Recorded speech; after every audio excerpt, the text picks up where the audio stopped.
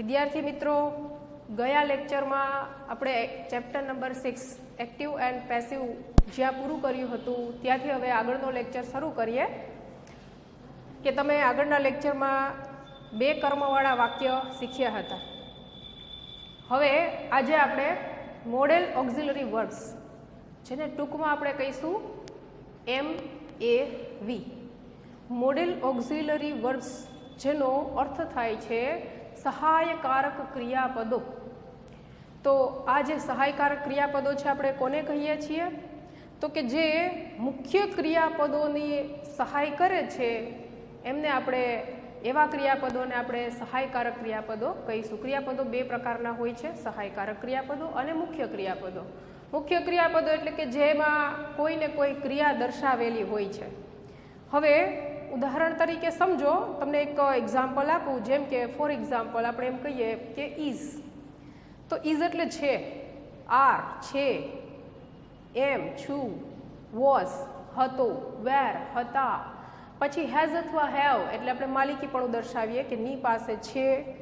તો આવી રીતે આ જે એમ, ઇઝ, આર, વોઝ, વેર, પછી આપણે જોઈએ કેન, કુડ. તો કેનનો ઉપયોગ ક્યાં થાય? તો કે આપણે કોઈ પણ વસ્તુ કે વ્યક્તિ છે એની શક્તિ દર્શાવવી છે કે તે એક લેટર લખી શકે છે અથવા તે આ બેગ ઉંચકી શકે છે. તો જે ઉંચકી શકે છે, લખી શકે છે, એમાં તમે જોશો કે લખવું એ ક્રિયા છે, પણ લખી શકે છે એમાં જે શકે છે એ શું છે? જેમાં આપણે કેનનો ઉપયોગ કરીએ છીએ, કુડનો ઉપયોગ કરીએ છીએ. તો આવી રીતે કોઈ મોડેલ વર્બ્સ છે એ શક્તિ દર્શાવવા માટે મોડેલ વર્બ્સનો ઉપયોગ થાય. કોઈ એવા મોડેલ ઓક્ઝિલરી વર્બ્સ છે કે જેનો ઉપયોગ પરવાનગી દર્શાવવા માટે થતો હોય છે, પસંદગી દર્શાવવા માટે થતો હોય છે, ક્ષમતા દર્શાવવા માટે થતો હોય છે. તો આવી રીતે આ જે મોડેલ ઓક્ઝિલરી વર્બ્સ છે એમના જુદા જુદા ઉપયોગો છે. તો આવા મોડેલ ઓક્ઝિલરી વર્બ્સ જ્યારે વાક્યમાં હોય છે અને જ્યારે આવા વાક્યોનું આપણે પેસિવ વોઇસ કરવું હોય તો એના માટેનું એક સ્ટ્રક્ચર છે જે આપણે પહેલાં સમજવું પડે. હવે આ સહાયકારક ક્રિયાપદો મેં તમને કીધા કે can, could, may, might, will, would, should, shall, પછી am, is, are, was, were, આ બધા ડુ, ડઝ, ડીડ, આ બધા છે તો સહાયકારક ક્રિયાપદો છે, બરાબર. હવે મુખ્ય ક્રિયાપદો કોને કહેશું? તો કે જેમાં કોઈ ક્રિયા દર્શાવેલી હોય એને આપણે મુખ્ય ક્રિયાપદો કહીએ છીએ, જેને આપણે મેઇન વર્બ કહેશું. સહાયકારક ક્રિયાપદને અંગ્રેજીમાં આપણે હેલ્પિંગ વર્બ HV કહીશું, અને જે મુખ્ય ક્રિયાપદો મેઇન વર્બ્સ જેને આપણે MV તરીકે ઓળખીશું.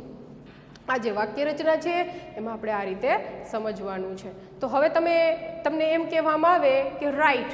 તો રાઇટ એટલે લખવું, તો લખવાની એક ક્રિયા થઈ કહેવાય. તો આને આપણે કયું ક્રિયાપદ કહેશું? તો કે મેઇન વર્બ. હવે તમને એમાં જો મોડેલ વર્બ્સ મૂકી દેવામાં આવે, જેમ કે કેન રાઇટ, રાઇટ એટલે લખવું, પણ કેન રાઇટ જો અહીંયા અર્થ બદલી જાય છે. કેનનો અર્થ એ ક્ષમતા બતાવવા માટે થાય છે, રાઇટ એટલે લખવું, પણ કેન રાઇટ એટલે લખી શકે છે. તો અહીંયા લખવાની ક્ષમતા બતાવવાનો અર્થ સીધો દર્શાવવામાં આવે છે.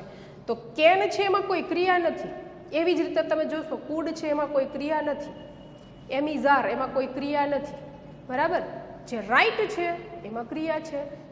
તો માટે આવી જે ક્રિયાઓ દર્શાવતા જે ક્રિયાપદો હશે એમને આપણે MV મેઇન વર્બ કહીશું, અને જે હેલ્પિંગ વર્બ્સ અથવા તો આપણે જે અત્યારે જે સમજવાના છીએ model verbs, model auxiliary verbs MAV, તો એને આપણે કેન, કુડ, મે, માઇટ એને આપણે MAV કહીશું, બરાબર. તો આટલું ખાસ ધ્યાનમાં રાખવાનું છે કે સહાયકારક ક્રિયાપદો અને મુખ્ય ક્રિયાપદો. તો આપણે એક્ઝામ્પલ્સમાં, ઉદાહરણોમાં જોઈએ કે કોને સહાયકારક ક્રિયાપદ કહીશું અને કયું ક્રિયાપદ છે એને આપણે મુખ્ય ક્રિયાપદ કહીશું. તો ચાલો એની વાક્ય રચના પહેલાં સમજી લઈએ કે આવા જે મોડેલ ઓક્ઝિલરી વર્બ્સ છે એમની જે વાક્ય રચના આપેલી હોય ત્યારે એનું પેસિવ વોઇસ કઈ રીતે થાય છે સમજો.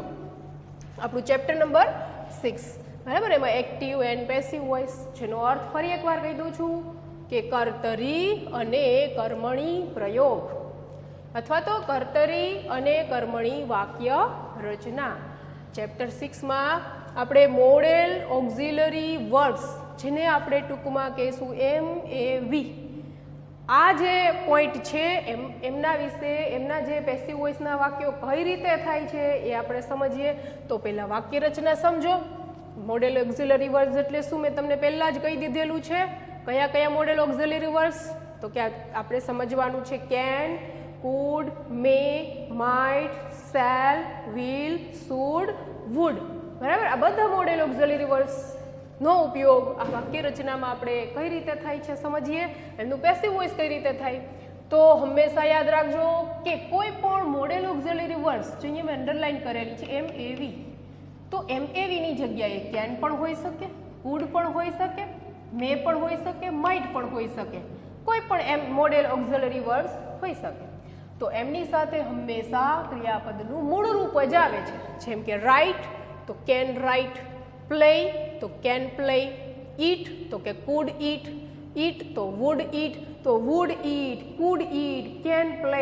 એમની સાથે હંમેશા ક્રિયાપદનું મૂળ રૂપ આપેલું હોય છે, જેને આપણે સિમ્પલ મોડેલ ઓક્ઝિલરી વર્બ્સ પણ કહીએ છીએ કે આ બધા સાદા સહાયકારક ક્રિયાપદો છે. તો સમજો એક્ટિવ વોઇસમાં વાક્ય રચના કઈ રીતે હોય છે. તો કે સબ્જેક્ટ, કર્તા, MAV, model auxiliary verbs can અથવા કુડ અથવા મે અથવા માઇટ અથવા વિલ અથવા વુડ અથવા શુડ, શેલ પ્લસ V1. તો અહીંયા V1 ક્રિયાપદનું મૂળ રૂપ કોઈ પણ હોઈ શકે. રાઇટ, પ્લે, ઈટ. નેક્સ્ટ છે ઓબ્જેક્ટ, કર્મ, અધર વર્ડ્સ, અન્ય શબ્દો.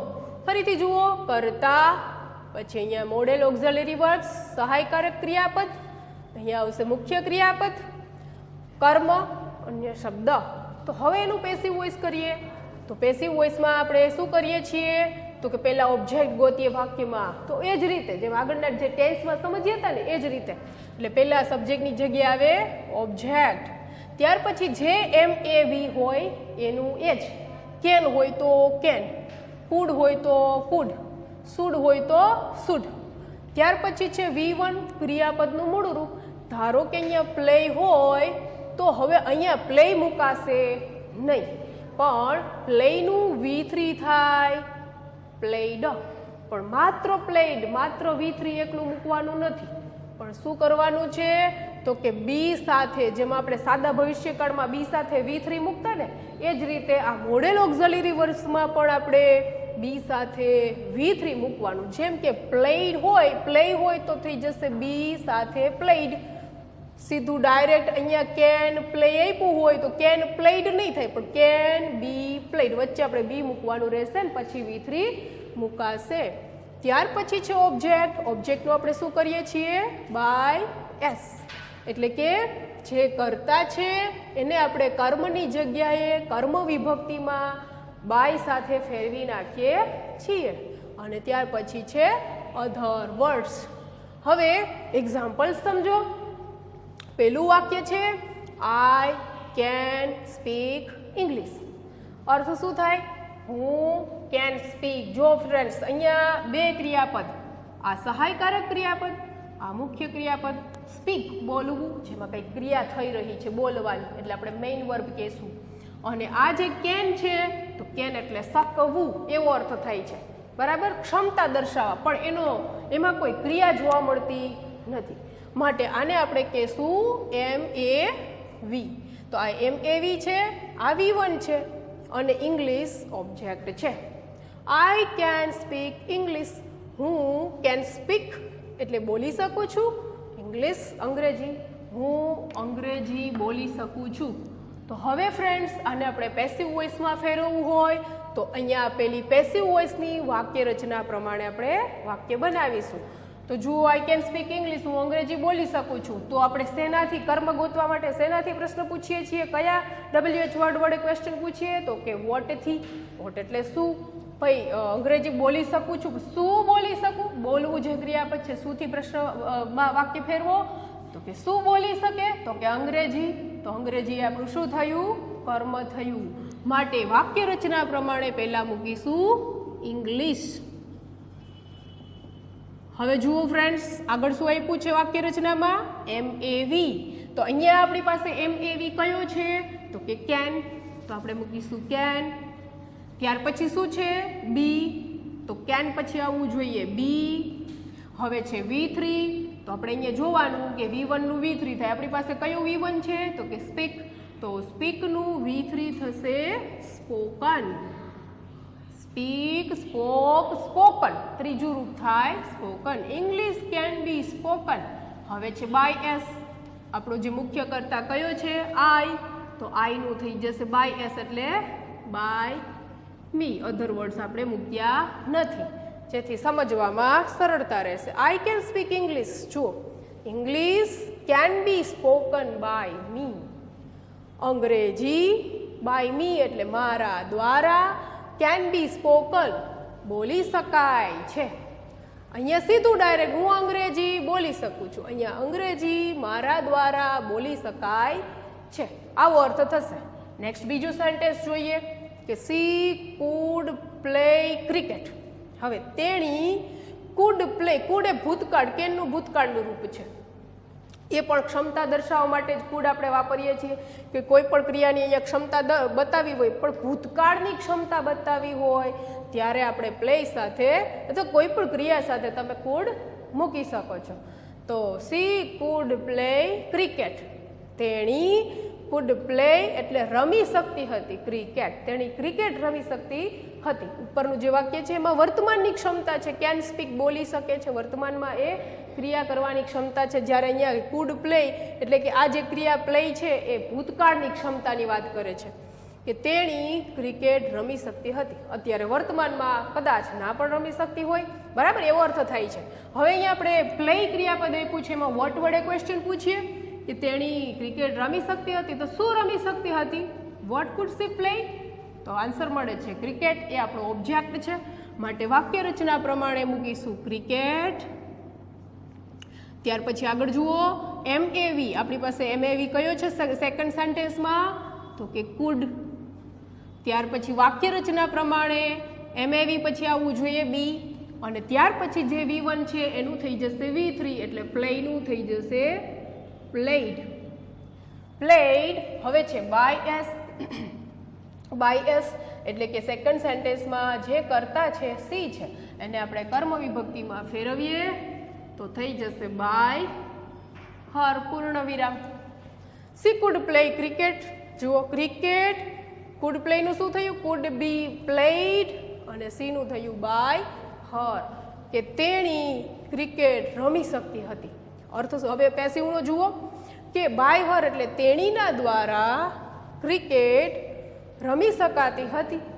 તેણીના દ્વારા ક્રિકેટ રમી શકાતી હતી. નેક્સ્ટ છે ત્રીજું sentence. They should save water. તેઓએ વોટર એટલે પાણી, શુડ સેવ બચાવવું જોઈએ. તો અહીંયા સેવ મેઇન વર્બ છે, જ્યારે આ છે MAV. હવે એનું પેસિવ વોઇસ કરીએ. ઓબ્જેક્ટ મળી ગયો, કયો છે? વોટર. શું બચાવવું જોઈએ? પાણી બચાવવું જોઈએ. તો વોટર. વાક્ય રચના પ્રમાણે જોતા જાઓ. MAV કયું છે? થર્ડ સેન્ટેન્સમાં શુડ આપેલું છે, શુડ. ત્યાર પછી છે બી. નેક્સ્ટ છે જે મેઇન વર્બ એટલે કે જે V1 છે એ આપણી પાસે છે સેવ, તો સેવનું થઈ જશે સેવડ. શું કે છે? Water should be saved. હવે છે બાય એસ. તો બાય એસ આપણા વાક્યમાં કયો કરીશું આપણે? તો કે ત્રીજું વાક્ય છે ધેય છે, તો ધેયનું થશે કર્મ વિભક્તિ બાય સાથે them. Water should be saved by them. અર્થ સમજો, તેઓએ પાણી બચાવવું જોઈએ. સેવ એટલે બચાવવું, પણ આગળ MAV મુકાડો તો અહીંયા શુડ છે ફરજ દર્શાવવા. કોઈ પણ આપણી નૈતિક ફરજ હોય એ દર્શાવવા માટે આપણે ક્રિયા સાથે, કોઈ પણ ક્રિયાપદ સાથે આપણે શુડ જોડીએ, એટલે કે ક્રિયાપદનું મૂળ રૂપ જે V1 હોય એની સાથે તમે જ્યારે MAV જોડો શુડ તરીકે, તો એ નૈતિક ફરજ દર્શાવે છે કે આપણે માતા પિતાનું પાલન કરવું જોઈએ, આપણે શાળાઓની આજ્ઞાઓનું પાલન કરવું જોઈએ. તો આ બધી શું છે? આપણી નૈતિક ફરજો છે. એ દર્શાવવા માટે આપણે V1ની આગળ શુડનો ઉપયોગ કરવો પડે છે. તો water should be saved by them એટલે કે બાય ધેમ તેમના દ્વારા. વોટર પાણી, શુડ બી સેવડ તેમના દ્વારા પાણી બચાવવું જોઈએ. પહેલું શું છે? તેઓએ પાણી બચાવવું જોઈએ. તેઓના દ્વારા પાણીને બચાવવું જોઈએ. બરાબર, અહીંયા વાક્ય અર્થ એકનો એક જ છે, પણ જુઓ વાક્ય કઈ રીતે બોલાય છે. હવે છે she may buy a purse. તો સી તેણી, મે બાય એટલે ખરીદવું, પણ આગળ મે શબ્દ આપ્યો છે. આ જે MEV છે મે, એનો ઉપયોગ આપણે ક્યાં કરી શકીએ? તો કે કોઈ પણ પરમિશન બતાવવા, બરાબર, કોઈ પરવાનગી લેવી તો આપણે કહીએ છીએ ને કે may I come in sir, may I come in madam.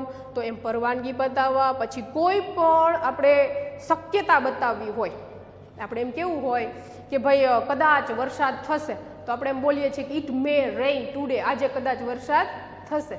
તો આ જે મે છે એ પરવાનગી અથવા તો કોઈ પણ સંભાવના કે જ્યારે શક્યતા બતાવવાની હોય ત્યારે આપણે મેનો ઉપયોગ કરી શકીએ છીએ. તો અહીંયા આપણે જોઈએ, અહીંયા પણ શક્યતા છે. શું કહે છે? મે બાય એટલે ખરીદવું, પણ મે બાય એટલે કદાચ ખરીદશે.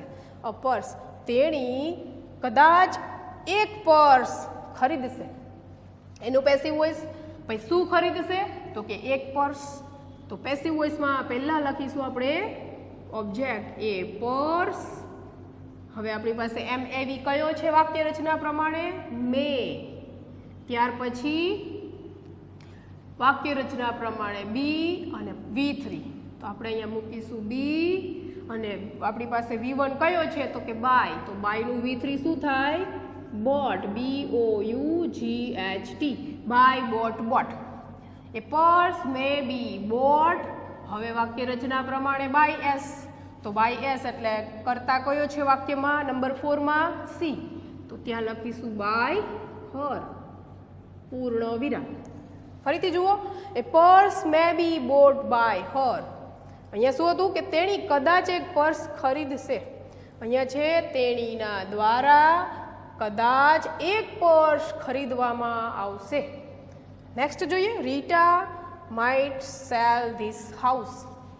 હવે માઇટનો ઉપયોગ પણ એ જ રીતે છે. કોઈ પણ સંભાવના કે શક્યતા દર્શાવવી હોય, મેં આમ તો જોઈએ તો મેનું ભૂતકાળનું રૂપ માઇટ છે, પણ જ્યારે જેમ આપણે મે છે એ શક્યતા દર્શાવવા માટે વાપરી શકીએ, એ રીતે માઇટનો ઉપયોગ પણ આપણે શક્યતા દર્શાવવા માટે કરી શકીએ છીએ. અને ફ્રેન્ડ્સ, આપણે ઇનડાયરેક્ટ સ્પીચ જ્યારે કરીશું ત્યારે પણ મેનું માઇટ થઈ જશે.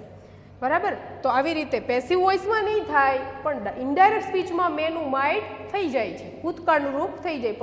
પણ આનો ઉપયોગ શક્યતા દર્શાવવા માટે આપણે કરી શકીએ માઇટનો ઉપયોગ. Rita might cell this house. તો રીટા કદાચ ધીસ હાઉસ એટલે આ ઘરને વેચશે. માઇટ સેલ, કદાચ રીટા આ ઘરને વેચશે. તો આપણે અહીંયા જે ક્રિયાપદ આપણું મેઇન વર્બ છે સેલ, શું વેચશે? તો કે ધીસ હાઉસ એટલે આપણો ઓબ્જેક્ટ મળી ગયો. તો વાક્ય રચના પ્રમાણે ધીસ હાઉસ. આગળ જુઓ, ધીસ હાઉસ વાક્ય રચના પ્રમાણે MEV કયું છે આપણી પાસે? તો કે માઇટ. ત્યાર પછી બી. નેક્સ્ટ છે V3, માઇટ બી V3. તો V3 આપણે કોનું બનાવીશું? સેલનું. સેલનું થશે sold, SOLD, sold. Might be sold by S. કયો છે આપણી પાસે? રીટા. તો રીટાનું થશે બાય રીટા, અને પૂર્ણ વિરામ. તો જુઓ ફ્રેન્ડ્સ, ખ્યાલ આવ્યો તમને આમાં કે આપણે જે મેઇન આપણું જે સ્ટ્રક્ચર છે MEV પ્લસ V1, એનું થઈ જશે MEV બી V3. તો જુઓ, કેન સ્પીક. શું થયું? Can be spoken. Food play. શું થયું? કુડ બી પ્લેડ. ત્યાર પછી should save. Should be saved. પછી મે બાય. તો મે બાયનું થયું મે be boat. Might cell. Might સેલનું થશે માઇટ બી સોલ્ડ.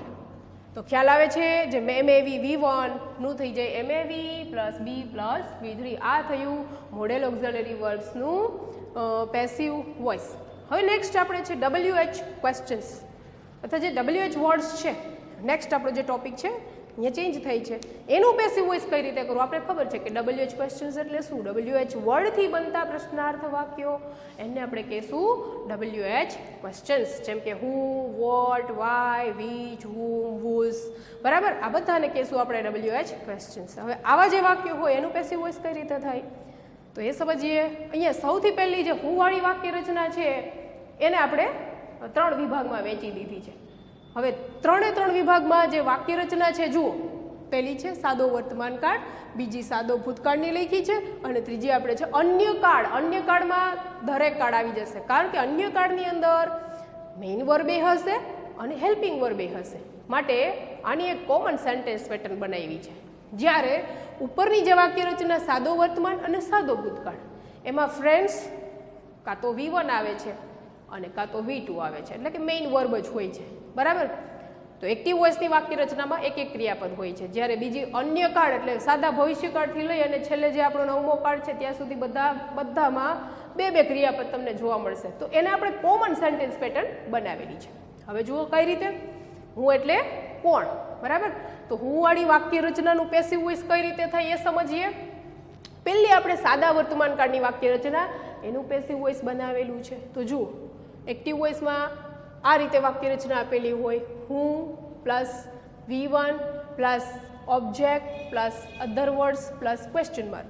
એટલે કે હું સાથે ક્રિયાપદનું અહીંયા મૂળ રૂપ હોય છે. બરાબર? અહીંયા હું પછી ડુ ડઝ ડીડ આપેલું નથી હોતું, પણ સીધું જ ક્રિયાપદ, જેમ કે હું પ્લેસ, હું રાઇટ્સ, આ રીતે આપેલું હોય છે.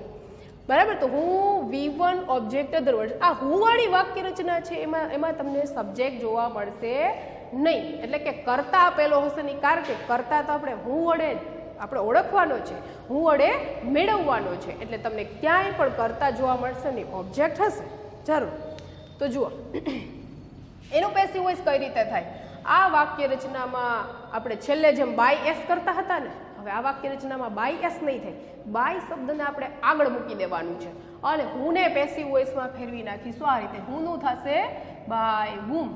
હવે V1 ક્રિયાપદનું મૂળરૂપ, તો અહીંયા V1 હોય તો પહેલાં અહીંયા જે હેલ્પિંગ વર્બ મૂકવા પડે આપણે. તો સાદા વર્તમાન કાળમાં આપણે એમ અથવા ઇઝ અથવા આર મૂકવું પડે.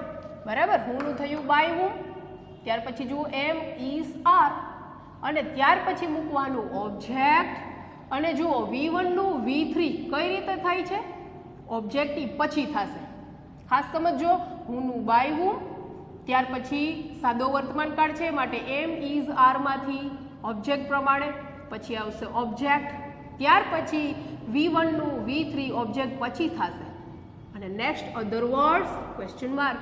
આપણી સાદા વર્તમાન કાળની એક્ટિવમાંથી પેસિવ. એવી જ રીતે સાદા ભૂતકાળની જુઓ, પહેલા બધી વાક્ય રચના જ સમજો. હું પ્લસ V2 એટલે કે હું પ્લેડ, આ રીતે આપેલું હોય. હું રોટ, હું એટ, તો હું plus V2 plus object plus અધર વર્ડ્સ પ્લસ ક્વેશ્ચન માર્ક. કયો કાળ? સાદો ભૂતકાળ. કેમ ખબર પડી? V2 ઉપરથી. બરાબર? એટલે કે અહીંયા તમને અહીંયા V1 આપ્યું હોય ને અહીંયા તમને હું સાથે V2 આપ્યું હોય તો એમનું પેસિવ વોઇસ ઉપર પ્રમાણે જ થશે. જુઓ, હુંનું શું થઈ જશે? બાય વુમ પ્લસ V2 એટલે કે ભૂતકાળનું વાક્ય છે માટે હેલ્પિંગ વર્બ વોઝ અથવા વેરમાંથી મૂકવું પડે. તો બાય વુમ પછી આવશે વોઝ અથવા વેર, ત્યાર પછી શું આવશે ફ્રેન્ડ્સ? ઓબ્જેક્ટ. અને V2નું V3 ઓબ્જેક્ટ પછી થાય, તો V3 પ્લસ અધર વર્ડ્સ હોય તો પ્લસ ક્વેશ્ચન માર્ક. તો આ કયો કાળ હતો? સાદો ભૂતકાળ. હવે જુઓ, આ જે છે અન્ય કાળ, આમાં સાદો ભવિષ્યકાળ આવી શકે એટલે કે શેલ, રાઈટ. આમાં પૂર્ણ કાળ આવી શકે, હેવ અથવા હેઝ સાથે પ્લેડ. અહીંયા ચાલુ કાળે આવી શકે, જેમ કે ઇઝ રાઇટિંગ, ચાલુ ભૂતકાળ વોઝ રાઇટિંગ.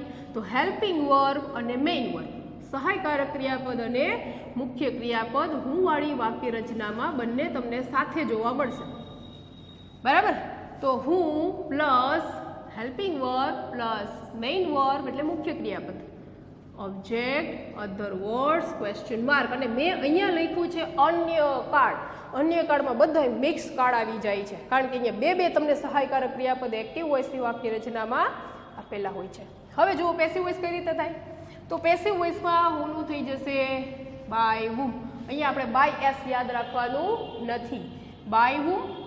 હવે હેલ્પિંગ વર્બ જે હોય તે વિલનું વિલ, સેલનું સેલ, પછી ઇઝનું ઇઝ, આરનું આર, પછી આવશે ઓબ્જેક્ટ, હેલ્પિંગ વર્બનું હેલ્પિંગ વર્બ, ઓબ્જેક્ટ જે હોય તે. ત્યાર પછી અહીંયા ખાસ ફ્રેન્ડ્સ યાદ રાખજો, ભવિષ્યકાળ હોય તો બી મુકાય છે. સીધું ડાયરેક્ટ V1 નું V3 આપણે અહીંયા નહીં મૂકીએ. આ જે મેઇન વર્બ છે એનું V3 ડાયરેક્ટ નહીં થાય. જેમ કે રાઈટ હોય તો રિટર્ન ડાયરેક્ટ નહીં થાય, પણ શું મૂકવું પડે તો કે સાદો ભવિષ્યકાળ. જો અહીંયા વિલ પ્લે હોય ને તો આ રીતે થશે, વિલ ઓબ્જેક્ટ બી પ્લેડ. બરાબર. હવે ચાલુ પણ હોય ને તો આ રીતે થશે. જેમ કે અહીંયા ઇઝ રાઇટિંગ આપ્યું છે તો આ રીતે થશે, ઇઝ ઓબ્જેક્ટ. હવે અહીંયા મૂકવું પડે બીઇંગ રિટર્ન. ચાલુ કાળમાં બીઇંગ શબ્દ મૂકવો પડે. અને જો પૂર્ણકાળ હોય કે હેઝ રિટર્ન તો હેઝ ઓબ્જેક્ટ અને કયો શબ્દ મૂકવો પડશે, બીન રિટર્ન.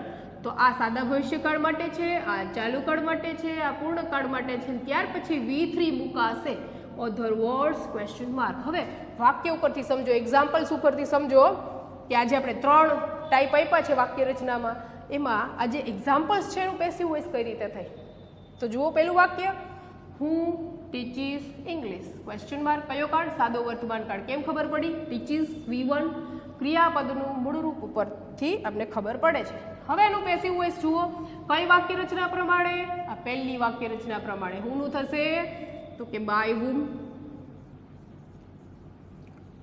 ત્યાર પછી શું આવશે જુઓ, આ જે V1 છે તો સીધું V3 નહીં થાય, પહેલા સહાયકારક ક્રિયાપદ એમ ઇઝ આર માંથી, ચાલુ વર્તમાન કાળ હોય તો એમ ઇઝ આર માંથી આપણે મૂકવું પડે ઓબ્જેક્ટ પ્રમાણે ક્રિયાપદ. તો આપણું ઓબ્જેક્ટ કયું છે, હું ટીચીસ ઇંગ્લિશ. અંગ્રેજી કોણ શીખવે છે.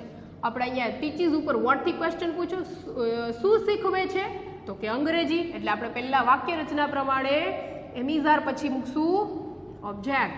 ઓબ્જેક્ટ આપણો એક વચનમાં છે તો જુઓ, by whom is English.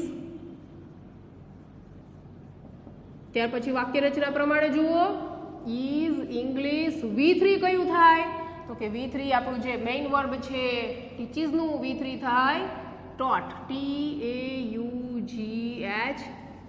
Question mark. Other words છે નહીં. જુઓ, હું ટીચીસ ઇંગ્લિશ, અંગ્રેજી કોણ શીખવે છે તો કે by whom is English taught. કોના દ્વારા અંગ્રેજી ઇઝ ટોટ એટલે શીખવાય છે. બીજું વાક્ય જુઓ, હું રોટ એ પોએમ. કોણે એક કવિતા લખી. રોટ V2 છે. જો આ વાક્ય રચના પ્રમાણે આપણે પેસિવ વોઇસ કરીશું તો હુંનું પેસિવ વોઇસ શું થાય છે, બાય વુમ. હવે આ વાક્ય રચના પ્રમાણે વોઝ અથવા વેર માંથી શું મૂકવું, વોઝ મૂકવું કે વેર, તો એ આપણે ઓબ્જેક્ટ પ્રમાણે ખ્યાલ આવશે. ઓબ્જેક્ટ કયું છે કે કોણે એક કવિતા લખી. આપણે રોટ ઉપર ક્વેશ્ચન શુંથી પૂછવાનો કે શું લખ્યું તો કે એક કવિતા. તો બાય હુમ આ જે એ પોએમ આપણું ઓબ્જેક્ટ છે, એક વચન છે, માટે મૂકીશું was. By whom was a poem, by whom was a poem. ત્યાર પછી શું આવશે અહીંયા, ઓબ્જેક્ટ પછી V3. તો આપણું V3 કયું થશે, રોટનું થશે written question mark. By whom was a poem return.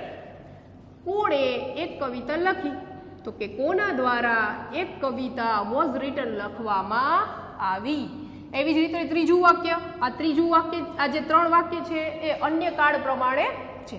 અન્ય કાળ એટલે મેં અહીંયા સ્પષ્ટ કાળના નામ લખ્યા, સાદો ભવિષ્યકાળ, પૂર્ણ વર્તમાન કાળ, ચાલુ વર્તમાન કાળ. જુઓ હવે એ આપણે આ ત્રીજી વાક્ય રચના પ્રમાણે પેસિવ વોઇસ કરવાનું છે. તો હુંનું થશે બાય વુમ. હવે વાક્ય રચના પ્રમાણે જુઓ, અહીંયા ત્રીજી કે હેલ્પિંગ વર્બ, તો કે હેલ્પિંગ વર્બ આપણી પાસે કયું છે, વિલ, તો મૂકો વિલ. નેક્સ્ટ એના પછી આપણે જોવાનું કે અહીંયા છે ઓબ્જેક્ટ, તો ઓબ્જેક્ટ આપણે ગોતવાનું. Who will make a picture, કોણ એક ચિત્ર બનાવશે. પણ આપણે પ્રશ્ન પૂછીશું શું બનાવશે તો કે એ પિક્ચર, એ આપણું ઓબ્જેક્ટ છે. તો by who will a picture. હવે જુઓ આ વાક્ય રચના પ્રમાણે આપણે પેસિવ વોઇસ કરીએ છીએ, એ પિક્ચર. બી, બીઇંગ કે બિન. ફ્રેન્ડ્સ યાદ કરો, ભવિષ્યકાળ છે, બી મૂકવું, બીઇંગ મૂકવું કે બિન મૂકવું તો તરત તમને ખ્યાલ આવશે કે ભવિષ્યકાળ વિલ બતાવે છે, માટે આપણે મૂકીશું આ વાક્ય રચના પ્રમાણે બી. તો બી પછી શું આવે છે તો કે V3. તો મેકનું V3 થાય made. By whom will a picture be made question mark. હવે આગળ જુઓ કઈ છે, અધર વર્ડ છે, નથી આપણી પાસે. નેક્સ્ટ જુઓ, who has drawn a picture. who has drawn a picture તો થશે by whom પછી હેઝ ઓબ્જેક્ટ છે a picture, has a picture. હવે પૂર્ણકાળ છે એટલે been, has a picture been drawn, DRAWN question mark. Next જુઓ ચાલુ કાળ, તો બાય હુમ. હવે શું આવશે? ઇઝ હેલ્પિંગ વર્બનું હેલ્પિંગ વર્બ, ઓબ્જેક્ટ છે એ નોવેલ. ચાલુ કાળ છે તો શું મૂકશું? બીઈંગ, બીઈંગ રાઇટિંગનું થઈ જશે રિટર્ન અને ક્વેશ્ચન માર્ક. તો આ હતી આપણી અન્ય કાળની અને દરેક કાળની વાક્ય રચના બાહુવાળી. તો આગળના જે હવે WH ક્વેશ્ચન્સ છે એમની વાક્ય રચના આપણે સેકન્ડ લેક્ચરમાં સમજીશું.